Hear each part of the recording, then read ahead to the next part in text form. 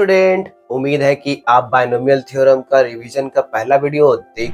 सबसे महत्वपूर्ण चीज क्या है बायनोमियल थ्योरम में? कोफिशिएंट का समेशन। बायनोमियल एक्सपेंशन जो होता है उसमें जो बायनोमियल कोफिशिएंट होता है उसका समेशन करके पूछा जाता है कि उसका बायनोमियल कोफिशिएंट का समेशन बता दीजिए। तो ये सबसे इंपॉर्टेंट टॉपिक है। अब इसमें क्या करेंगे कि कैसे कैसे पूछा जा सकता है। तो इसमें बायनोमियल कोफिशिएंट का सम पूछा जाता है कि NC0 plus NC1 plus NC2 plus NC3 ऐसे बता दीजिए। तो सबसे पहले मान लीजिए कि ऐसा हो कि हमको ये आया कहाँ से, तो 1 प्लस एक्स पे पावर n को जब हम एक्सपैंड करेंगे तो क्या क्या मिलेगा। तो यहाँ से ऐसे मिलेगा कि NC0 एक्स पे पावर 0, NC1 एक्स पे पावर 1, NC2 एक्स पे पावर 2, ऐसे चलते चलते कहाँ तक चल जाएगा जी? NCn तक चल जाएगा और एक्स पे पावर क्या हो जाएगा? n। अब इसमें सबसे पहले अगर पूछा जाए कि एक नंबर, अगर ये पूछा जाए कि NC0 plus NC1 plus NC2 ऐसे कर करके कहाँ पहुंच गया जी? NCn तक। अब बता दीजिए कि यहाँ पे ये कब मिलेगा? NC0 NC1 NC2 ये कब हमको दिखेगा? तो हम देख रहे हैं कि x का वैल्यू है, यहाँ पे x है। अब x की जगह पे अगर हम 1 रख देते हैं तो क्या होगा? x की जगह पे 1 रखने पे क्या होगा कि ये भी 1, ये भी 1, ये भी 1 और ये भी 1। तो यहाँ पे क्या बचेगा? NC0 NC1 NC2, तो उसका समेशन हो जाएगा RHS में, और LHS में क्या हो जाएगा? 1 प्लस 1 पे पावर n, तो हो जाएगा 1 प्लस 1 कितना होता है? 2 पे पावर n। ये फॉर्मूला निकल गया कि अगर हमको बायनोमियल कोफिशिएंट का सम पूछे कि NC0 NC1 NC2, अगर लगातार बायनोमियल कोफिशिएंट का सम पूछा जा रहा है तो सीधे आंसर क्या लिख देंगे? 2 पे पावर n। अगर हमसे पूछा जा रहा है कि हमको बस इवन वाला जो बायनोमियल कोफिशिएंट है उसका सम बता दीजिए, मतलब NC0 NC2 NC4। अब यहाँ पे इस तरीके से इवन बायनोमियल कोफिशिएंट का सम पूछा जाएगा तो क्या कर देंगे? 2 पे पावर n माइनस 1 कर देंगे। उसी तरीके से अगर ऑड वाले के पूछा जाए कि बता दीजिए कि NC1 plus NC3 plus NC5 जहां तक भी जा सकता है। देखिए यहाँ पे डिपेंड करेगा कि n क्या है। n अगर इवन नंबर है तो इवन तक जाएगा, n अगर 10 होता तो 10 तक जाता, अगर n 11 होता तो n तक नहीं जाता, 10 तक ही जाता। उसी तरीके से n यहाँ पे इवन नंबर है कि ऑड नंबर है उस पर डिपेंड करेगा। तो यहाँ पे क्या हो जाएगा फॉर्मूला? दोनों सेम ही होता है, 2 पे पावर n माइनस 1 हो जाएगा। तो ये बेसिक हो गया कि हमारा जो बायनोमियल कोफिशिएंट है कि अगर यहाँ पे सारे बायनोमियल कोफिशिएंट का सम जब भी आएगा तो 2 पे पावर n, अगर इवन वाले बायनोमियल कोफिशिएंट आए तो 2 पे पावर n माइनस 1, अगर ऑड वाले बायनोमियल कोफिशिएंट आए तो 2 पे पावर n माइनस 1। अब यहाँ पे कहीं कहीं पे अगर ऐसा पूछ दिया कि NC0 minus NC1 plus NC2 minus NC3, एक समेशन एक डिफरेंस, इस तरीके से आया तो सीधे वैल्यू कितना लिख देंगे? 0, क्योंकि even binomial coefficient minus odd binomial coefficient है तो दोनों तो सेम था, तो दोनों का डिफरेंस कितना हो गया? 0। वेरिएशन ऑफ बायनोमियल कोफिशिएंट में और कैसा कैसा वेरिएशन हो सकता है? तो अगर हमारा ऐसा हो गया कि हमसे पूछ रहा है कि NC0 का स्क्वायर प्लस NC1 का स्क्वायर NC2 का स्क्वायर, इसका क्या मतलब हो रहा है जी? कि हमारा सारा बायनोमियल कोफिशिएंट का स्क्वायर कर कर के जोड़ रहा है। तो जब हम स्क्वायर कर कर के जोड़ेंगे तो क्या होगा, इसका वैल्यू कितना आएगा ये पूछा जा रहा है। तो इसमें क्या करेंगे कि सारे बायनोमियल कोफिशिएंट को अगर जोड़ते थे तो टोटल कितना आता है? 2 पे पावर n, लेकिन इस बार स्क्वायर कर करके जोड़ रहे हैं तो इस बार क्या होगा? तो यहाँ पे होगा ऐसे 2NCn हो जाएगा। यहाँ पे 2n कहाँ से आया? हम देख रहे हैं कि सारे बायनोमियल कोफिशिएंट में ऊपर n है और कितना बार है? 2 बार है, दो बायनोमियल कोफिशिएंट, तो n प्लस n 2n। अब नीचे देखिए, नीचे देख रहा है कि यहाँ पे कितना कितना है? तो 0 0 1 1 2 2 3 3 4 4, तो दोनों में कोई भी डिफरेंस नहीं है तो सीधे n हो गया। अब इसमें एक वेरिएशन ऐसे भी हो सकता है कि अगर हमारा NC0 और NCr इस तरीके से आए, मतलब हमारा बायनोमियल कोफिशिएंट का गुना, दो बायनोमियल कोफिशिएंट का गुना के बारे में पूछ रहा है, लेकिन दोनों का डिफरेंस कितना का है? दोनों का डिफरेंस है r का। तो यहाँ पे NC1 और NCr प्लस 1 फिर से बढ़ गया, देख रहे हैं क्या बढ़ गया? ये भी बढ़ गया, ये भी बढ़ गया। लेकिन दोनों का डिफरेंस कितना का है, अभी भी आर का है। अगर हम अगला लिखे कि NC2 और ये कितना हो जाएगा R+2, अब बताइए दोनों का डिफरेंस फिर से कितना है, आर का ही है। तो इस तरीके से चलते चलते हम लोग ज्यादा से ज्यादा जा सकते हैं N और उधर कहाँ तक जा सकते हैं, NCN तक जा सकते हैं ज्यादा से ज्यादा। लेकिन इस बार भी डिफरेंस कितना का है, आर का ही है। अगर n में से n-r को घटाते हैं तो कितना आता है, r आता है। अब इसका समेशन क्या होगा, तो समेशन जब लिखना रहेगा तो n+n क्या लिख देंगे, n+n 2nc क्या लिखेंगे, नीचे देखिए नीचे क्या आएगा n-r लिख दीजिए, सीधे क्या लिख दीजिए n-r। कितना का डिफरेंस था, r का था। तो आंसर क्या आ गया इसका 2nc n-r। तो 2nc n-r भी आंसर लिख सकते हैं या तो 2nc n+r भी लिख सकते हैं, क्योंकि दोनों का वैल्यू सेम होगा। तो इसमें शॉर्टकट ऐसे याद रख सकते हैं कि अगर नीचे डिफरेंस कितना का है, नीचे डिफरेंस है r का और ऊपर दोनों को मिला के कितना हो रहा है, n और प्लस n कितना हो रहा है 2n, तो 2n आ गया और नीचे क्या आ गया n-r। तो बाइनोमियल कोफिशिएंट को जब हम सम करते हैं तो अलग अलग तरीके से पूछा जा सकता है। एक तो सीधे बाइनोमियल कोफिशिएंट को सम करके पूछता है, या तो कुछ डिफरेंस दे देता है, या तो उसका स्क्वायर कर करके जोड़ता है। अगर एक और ऐसा आ सकता है कि मान लीजिए कि ऐसा हो गया कि मान लीजिए कि बाइनोमियल कोफिशिएंट NC0 लिए है, उसका स्क्वायर किए हैं और फिर NC1 का भी स्क्वायर किए हैं, लेकिन क्या आ गया इस बार ट्विस्ट के बीच में माइनस हो गया, मतलब एक टर्म पॉजिटिव है दूसरा टर्म नेगेटिव है। अगर इस तरीके से बढ़ेंगे तो क्या होगा, इस तरीके से एक टर्म पॉजिटिव एक टर्म नेगेटिव करते करते आगे बढ़ रहे हैं, तो ऐसे अगर जा रहे हैं तो क्या होगा, इस तरीके से आगे बढ़ रहे हैं और लास्ट तक जहां तक जा सकते हैं NCN तक, वहां तक है एक प्लस एक माइनस होते हुए, तब इसका वैल्यू क्या होगा, तो इसका वैल्यू दो तरह का हो सकता है। इसका वैल्यू क्या होगा, तो इसका वैल्यू दो तरह का हो सकता है, इसका वैल्यू 0 भी हो सकता है और NCN/2 भी हो सकता है। किस पे डिपेंड करेगा, तो n कैसा नंबर है, n अगर ऑड नंबर है तो ऐसा हो जाएगा और n अगर इवन नंबर है तो ऐसा हो जाएगा।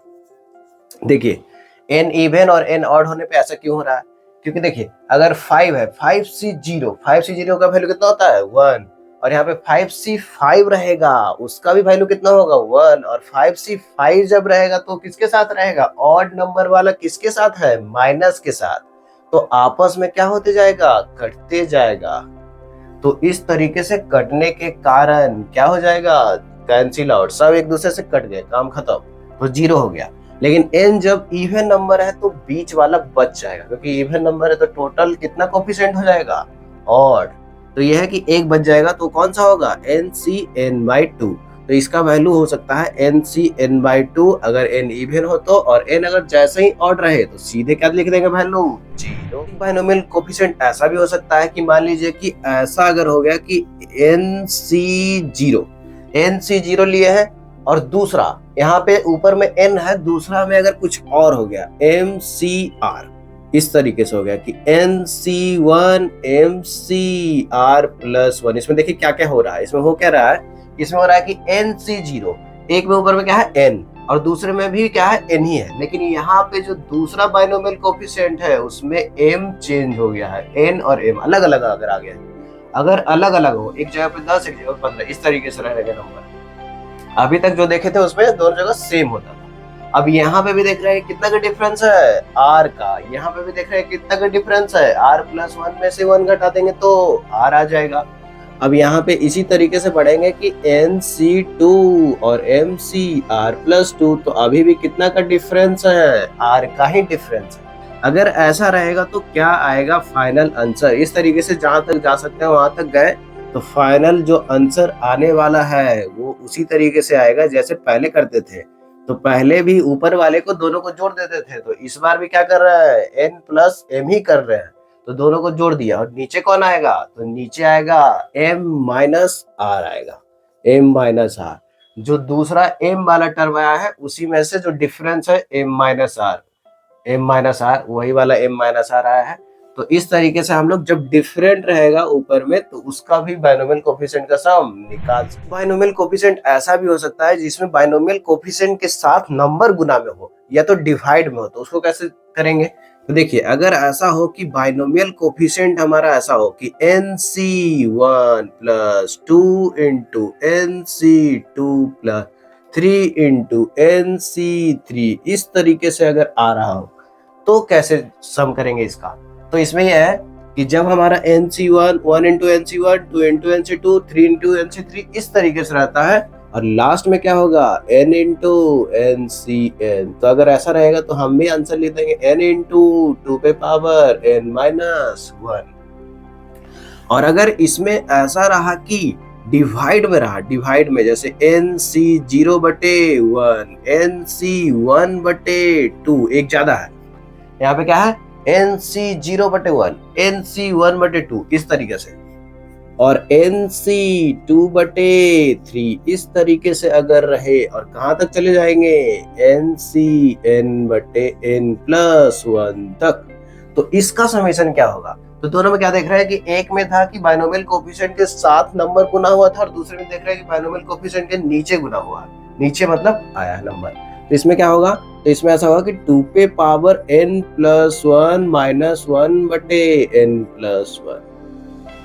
अब ऐसा देख रहे हो कि ऐसा क्यों हो रहा है। अगर ये जानना चाहते हैं कि क्यों हो रहा है तो इसमें डिफरेंशिएशन और इसमें किसका यूज होता है इंटीग्रेशन का, तो आप लोग कर सकते हैं, लेकिन यहाँ पे बहुत शॉर्ट में बताना है, सिर्फ प्रॉपर्टी बताना है। तो इस तरीके से हम लोग कर रहे हैं कि क्या क्या यूज कर सकते हैं कैसे।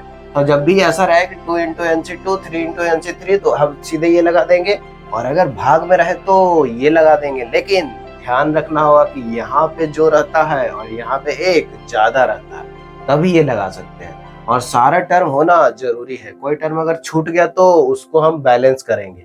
तो इस तरीके से ये प्रॉपर्टी हम लोग यूज कर सकते हैं। अब इसमें ये है कि 11 नंबर में ऐसा भी हो सकता है कि इसमें एक टर्म पॉजिटिव के साथ है और दूसरा टर्म निगेटिव के साथ है, एक टर्म पॉजिटिव के साथ है और फिर दूसरा टर्म निगेटिव के साथ है।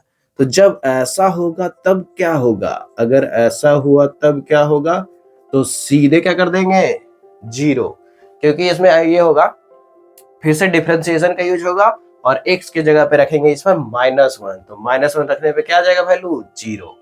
अब देखिए अगर ऐसा हो गया तो क्या होगा, अगर इसी में माइनस आ गया कि NC0 बटे 1 माइनस NC1 बटे 2 और क्या NC2 बटे 3 प्लस ऐसे, तो एक एक प्लस एक एक माइनस, अगर ऐसे आ गया तब क्या होगा, तब क्या होगा। इसी तरीके से अगर आ गया तब इसमें क्या आंसर होगा। तो इंटीग्रेशन वाले में क्या होगा कि इंटीग्रेशन वाले में भी बोल रहे हैं कि लिमिट रख रहे थे 0 से 1, तो इस बार रखेंगे 0 से -1 या तो -1 से 0, दोनों में से कोई भी रख सकते हैं। तो फाइनल इसका जो आंसर आने वाला है वो क्या आने वाला है, क्या आने वाला है 1 बटे n प्लस 1 आने वाला है।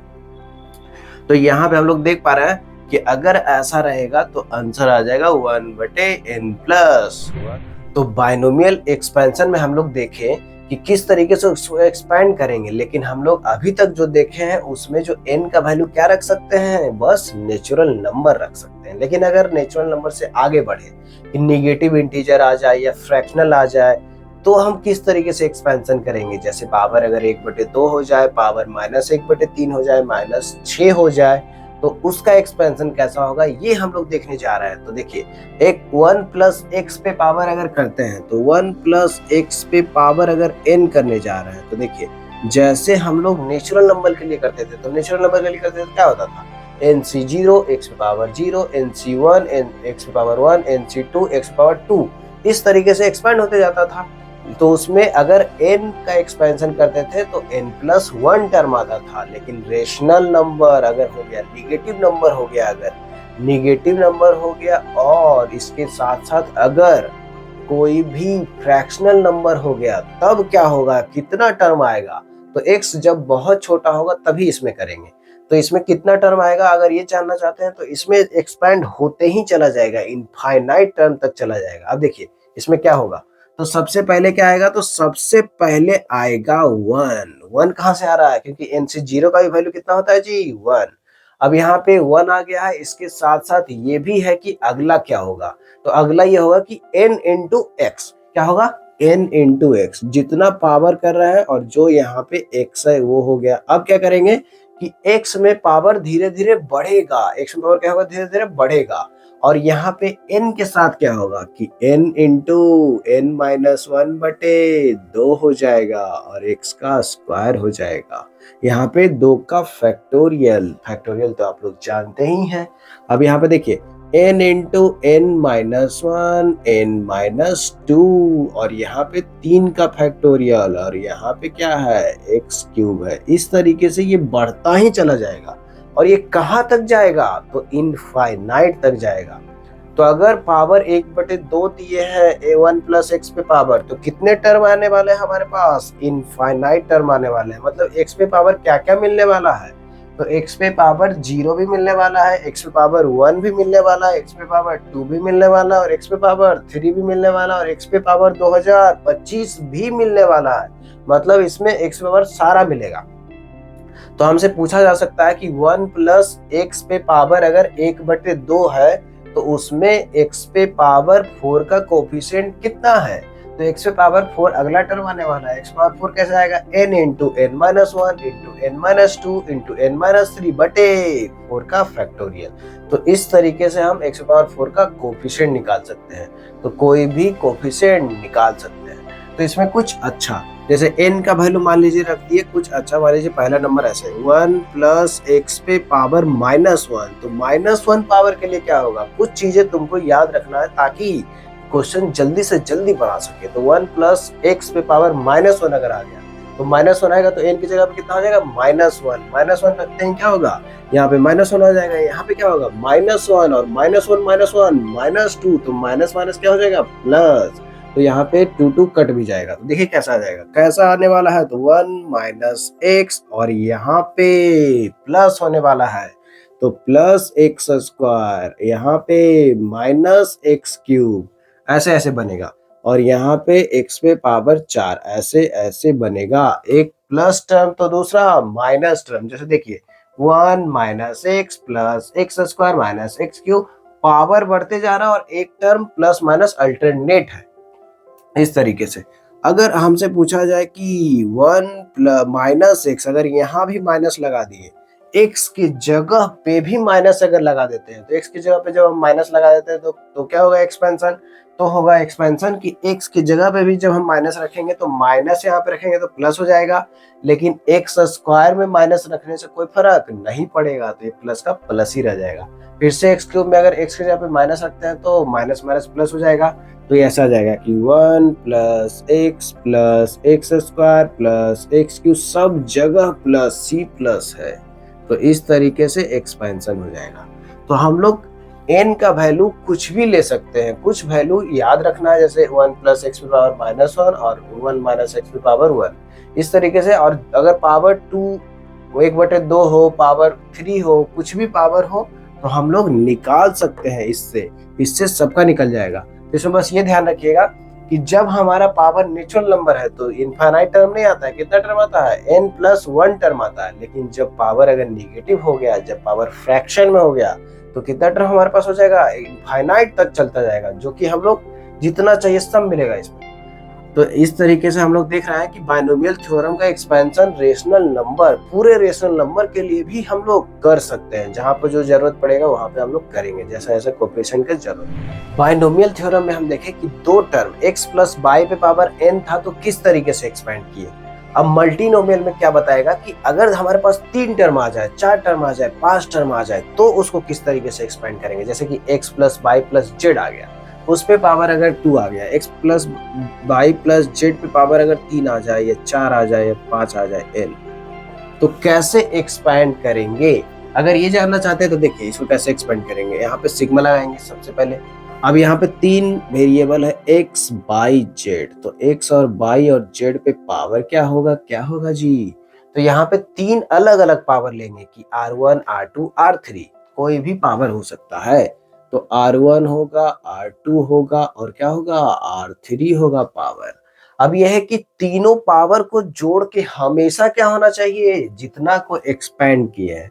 तो यहाँ पे सबसे पहले कंडीशन आया कि r1 plus r2 plus r3 तीनों को जोड़ के हमेशा कौन आना चाहिए, n आना चाहिए। अब यहाँ पे कोफिशिएंट में क्या होगा, तो ऊपर होगा टोटल n का फैक्टोरियल, ऊपर क्या होगा n का फैक्टोरियल, और नीचे क्या होगा r1 का फैक्टोरियल, r2 का फैक्टोरियल और r3 का फैक्टोरियल, तीनों का फैक्टोरियल। अब इसमें सबसे पहला कंडीशन तो ये है कि तीनों को जोड़ के क्या आना चाहिए, n के बराबर आना चाहिए। और साथ साथ में ये भी है कि R1 R2 R3 क्या ले सकते हैं, तो R1 R2 R3 जो तीनों है वो क्या ले सकते हैं, साथ साथ में क्या ले सकते हैं, जीरो या जीरो से बड़ा ले सकते हैं। तो जीरो या जीरो से बड़ा ले सकते हैं और साथ साथ में तीनों को जोड़ के n आना चाहिए। तो इस कंडीशन को सेटिस्फाई करते हुए हम इसका एक्सपेंशन लिख सकते हैं। जैसे देखिए, इसमें अगर पूछा जाएगा कि हमको पावर 2 का एक्सपेंशन करिए, तो 2 का एक्सपेंशन करने के लिए क्या करेंगे, तो यहाँ पे पावर इस तरीके से बनाने की कोशिश करेंगे, R1 R2 R3 की तीनों को मिला के कितना आ जाए 2। अगर पावर 10 का एक्सपेंशन करना होगा तो तीनों को जोड़ के कितना आना चाहिए 3। इस तरीके से एक्सपैंड करके हम लोग निकाल सकते हैं मल्टीनोमियल का जो भी पूछा जाए। करना तो बचपन में ही सीख गए हैं, तो कुछ रिमाइंडर मिलता था उसमें, लेकिन यहाँ पे ऐसा रिमाइंडर निकलेगा, ऐसा भागा देना होगा जो सीधे सीधे भागा नहीं दे सकते हैं। उसमें बाइनोमियल थ्योरम का यूज करके उसका रिमाइंडर निकालेंगे। कैसे, तो मान लीजिए कि आपके सामने एक क्वेश्चन है कि 2 पे पावर, अगर हम बहुत बड़े पावर ले लेते हैं, 2 पे पावर मान लीजिए कि 101 ले लेते हैं, और अगर किससे भागा दे रहा है 7 से, तो सिंपल क्वेश्चन है कि रिमाइंडर कितना आएगा। अगर 2 पे पावर 101 को भागा दे रहा है किससे 7 से, तो कितना रिमाइंडर आएगा ये जानना चाहते हैं। तो कैसे पता करेंगे कितना आएगा, तो हम इसमें बाइनोमियल लगाएंगे। ऐसे 2 पे पावर 101 मतलब 2 को अगर 101 बार गुना करना हो तो बहुत बार गुना करना पड़ेगा, गुना करते करते थक जाइएगा। लेकिन इसमें बाइनोमियल थ्योरम लगा के तुरंत आंसर आ सकता है। कैसे आ सकता है, तो देखिए 2 का स्क्वायर, 2 का क्यूब, इस तरीके से पावर करेंगे। तो 2 का पावर दिया है तो 2 पे पावर करेंगे, जैसे 2 का स्क्वायर कितना हो जाएगा 4, 2 पे पावर क्यूब कितना हो जाएगा 8। इस तरीके से हम देखेंगे कि 2 पे पावर करने पे जो नंबर मिल रहा है वो 7 के करीब कौन सा है। तो 7 के करीब कौन सा है, अगर 2 का पावर करते हैं जैसे 2 पे पावर 1, 2 पे पावर 2, 2 पे पावर 3 ऐसे, तो सबसे करीब कौन आ जाता है 8। तो 2 पे पावर अगर हम 3 करते हैं, 2 पे पावर अगर 3 करते हैं तो क्या जाता है 8, और वो किसके करीब है, नीचे वाले जिससे भागा दे रहे हैं उसके करीब है। तो हम इसको 8 के टर्म में लाना चाहेंगे। अब देखिए 2 पे पावर अगर 101 है तो क्या हम इसको 8 के टर्म में ला सकते हैं, तो 2 का क्या करना पड़ेगा क्यूब। अब यहाँ पे जो 101 नंबर है क्या 3 से कट रहा है, तो नहीं, नहीं कट रहा है। अगर यहाँ पे 99 होता तो 3 से कट जाता। तो देखिए इसको क्या लिखेंगे, यहाँ पे ऐसे लिख देते हैं कि 2 पे पावर 99 और यहाँ पे 2 अलग कर लिए, 2 पे पावर 2। तो इस तरीके से, और नीचे अभी भी किससे भागा दे रहा है 7 से ही भागा दे रहा है। अब यहाँ पे देखिए 2 पे पावर 99, अब 2 पे पावर 99 हमको 8 लाना है, तो कैसे लाएंगे, इसको ऐसे लिख देते हैं कि 2 पे पावर 3 पे पावर कितना 33, और यहाँ पे कौन है 2 पे पावर 2 कितना हो गया 4 बगल में बैठा हुआ है। अब यहाँ पे बताइए, यहाँ बताइए कि 2 पे पावर 3 क्या हो जाएगा, 2 पे पावर 3 हो जाएगा 8। तो यही चाहते थे हम कि क्या बन जाए हमारा 2 पे पावर 3, 8 पे पावर 33, और यहाँ पे बगल में है 4, 4 बाहर है। अब क्वेश्चन ऐसा हो गया कि इस नंबर को अगर हम 7 से भागा देंगे तो रिमाइंडर क्या आएगा। तो बताइए क्या रिमाइंडर आएगा। 8 को क्या लिख सकते हैं, यहाँ यहीं से बाइनोमियल थ्योरम का यूज होगा कि 8 को लिख सकते हैं 7 प्लस 1 या 1 प्लस 7। तो टोटल पावर कितना है 33, और नीचे किससे भागा दे रहा है 7 से। अब बताइए कि जब हम यहाँ पे इसका बाइनोमियल एक्सपेंशन लगाएंगे तो यहाँ पे क्या क्या मिलेगा, 33C 0, 7 पे पावर 0, 33C 1, 7 पे पावर 1, 33C 2, 7 पे पावर 2, इस तरीके से मिलेगा। तो ऊपर अगर 7 पे पावर 1, 7 पे पावर 2, 7 पे पावर 3, 7 पे पावर 4 ऐसे मिल रहा है, तो 7 से कटेगा कि नहीं कटेगा, बिल्कुल कटेगा। तो कौन सा टर्म बस इसमें ऐसा मिलेगा जो 7 से नहीं कटेगा, सबसे पहला टर्म क्या 33C 0 वाला बस जो टर्म होगा वो नहीं कटेगा। तो इसको हम सीधे लिख देंगे कि अगले लाइन में ऐसा लिख दें कि इसमें बहुत सारा टर्म आने वाला है, 33C 0, 7 पे पावर 0, 33C 1, 7 पे पावर 1, इस तरीके से बहुत सारा टर्म आने वाला है। लेकिन आगे जितना भी टर्म आने वाला है सब 7 से कटने वाला है, तो उधर रिमाइंडर क्या हो जाएगा 0। बस यहीं पे रिमाइंडर बन सकता है। अब 33C 0 का वैल्यू कितना होता है, 33C 0 का वैल्यू होता है 1। तो ये फाइनल 4/7 हो गया। तो 4/7 हो गया तो रिमाइंडर क्या हो गया 4। तो इस तरीके से हम लोग रिमाइंडर का आंसर फाइनल क्या लिखेंगे 4। तो जब भी बहुत बड़े पावर को अगर भागा देना हो किसी छोटे नंबर से तो हम किसका यूज करेंगे, बाइनोमियल थ्योरम का यूज करेंगे। तो बाइनोमियल थ्योरम का यूज करके हम लोग रिमाइंडर निकाल। थ्योरम में कुछ क्वेश्चन ऐसा होता है जिसमें ऐसा बोला जाता है कि बाइनोमियल जब एक्सपेंशन कर रहे हैं तो हमारे पास कितना रेशनल टर्म मिलेगा, कितना इंटीग्रल टर्म मिलेगा। और उसमें ये होता है कि जो हमारे पास जिसको एक्सपैंड कर रहे होते हैं वो इरेशनल होता है। जैसे कि देखिए, अगर यहाँ पे ऐसा ले लेते हैं कि ये ऐसे अगर हो और ऐसा हो, कुछ इस तरीके का नंबर अगर हो तो क्या होगा।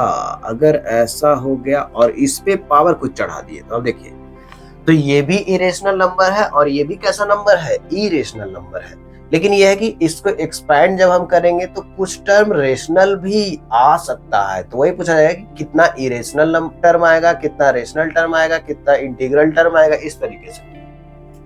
तो इस टाइप का क्वेश्चन कैसे सोल्व करेंगे, तो उसमें डिपेंड करेगा कि n क्या है। तो फॉर एग्जांपल मान लीजिए कि हम लोग ले रहे हैं कुछ, यहाँ पे कुछ भी ले सकते हैं। तो अभी मान लीजिए 33 ले रहे हैं, तो 33 अगर ले रहा है तो इसमें टोटल टर्म कितना होगा, 34 टर्म होगा। अगर 34 है तो टोटल टर्म में से कितना रेशनल टर्म है, कितना इरेशनल टर्म है, ये देखना है आपको। तो चलिए इसको एक्सपैंड कर दीजिए।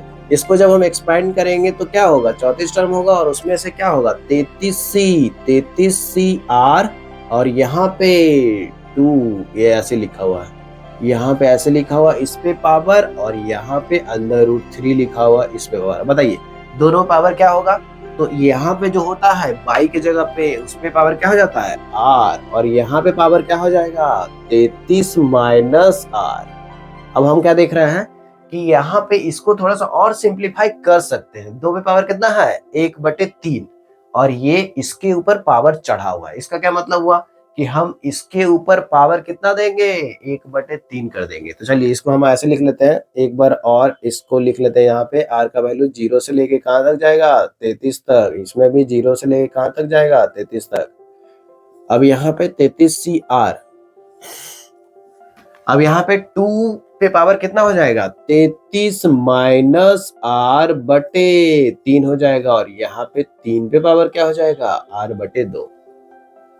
तो हमको रेशनल टर्म तभी मिलेगा जब ये पावर क्या हो जाए, इंटीग्रल, और ये भी पावर क्या हो जाए, इंटीग्रल। तब बताइए ये इंटीग्रल या ये नेचुरल नंबर कब बनेगा, तो R जब 2 का मल्टीपल होगा। 2 का मल्टीपल मतलब इवन नंबर होगा। जैसे R अगर 0 हो जाए, R अगर 2 हो जाए, 4 हो जाए, 6 हो जाए, 8 हो जाए, इस तरीके से जब होगा R, तब हमारा ये इंटीजर बन जाएगा। तो टोटल हमारा कैसा आ जाएगा, पावर, कुछ इंटीग्रल पावर आ जाएगा, पॉजिटिव इंटीजर पावर आ जाएगा। तो हमारा टर्म कैसा मिलेगा, रेशनल मिलेगा, इरेशनल खत्म। अब यहाँ पे देख रहे हैं कि अगर ऊपर वाला 3 का गुना हो तब ये 3 कट जाएगा, और क्या होगा फिर, अगर 3 कट गया तो ये भी जो पावर हो जाएगा वो नेचुरल नंबर हो जाएगा। पावर अगर नेचुरल नंबर है तो 2 भी पावर नेचुरल नंबर कुछ करेंगे तो रेशनल आएगा, तो इरेशनल यहाँ से भी हट जाएगा। तो यहाँ पे है कि अब यहाँ पे सोचना होगा कि जब भी पूछा जाए कितना रेशनल टर्म है, कितना इरेशनल टर्म है, तो यहाँ पे सोचना होगा, केस बनाना पड़ेगा कि R का वैल्यू क्या लेना है, इवन नंबर, और साथ साथ में ये भी लेना है कि 33 माइनस R 3 का क्या हो जाए, मल्टीपल हो जाए। तो केस कैसे बना सकते हैं, यहाँ पे अगर हमको बनाना हो केस कि R क्या क्या ले, तो R क्या ले सकते हैं, 2 का मल्टीपल मतलब इवन नंबर ले सकते हैं, और 33 माइनस R क्या ले सकते हैं, ये तो यहाँ पे मान लीजिए 0 ले सकते हैं। तो 0 जब हम लेंगे तो यहाँ पे 0/2 0 हो जाएगा, तो ये हमारा रेशनल बन जाएगा। और 33 माइनस R, तो R जब 0 हो गया तो 33 माइनस R कितना आएगा, 33। लेकिन हम देख पा रहे हैं कि 33 जब आ रहा है तो यहाँ पे 33/3, तो आराम से 3 से कट जा रहा है। तो ये हम ले सकते हैं, मतलब ये हमारा केस हो सकता है। और यहाँ पे अगर 2 का गुना लेना है, मतलब अगर 2 ले लिए तो 33 माइनस 2 कितना हो गया जी, 31। लेकिन हम लोग साफ साफ देख पा रहे हैं कि अगर यहाँ पे 31 होगा बटे 3 करेंगे तो वो नेचुरल नंबर नहीं आ पाएगा कट के। तो यहाँ पे भले ही ये रेशनल टर्म बन गया हो, लेकिन ये रेशनल टर्म नहीं बन पा रहा है। तो कोई भी टर्म को रेशनल होने के लिए इधर से भी रेशनल आना चाहिए और इधर से भी रेशनल आना चाहिए। तो इस वजह से हम इसको छोड़ना पड़ेगा। उसी तरीके से जब 4 लेंगे तो यहाँ पे 33 माइनस 4 कितना हो जाएगा जी, 29, और ये भी 3 से नहीं कट रहा है। 33 माइनस R किससे कटना चाहिए, 3 से, और R किससे कटना चाहिए, 2 से।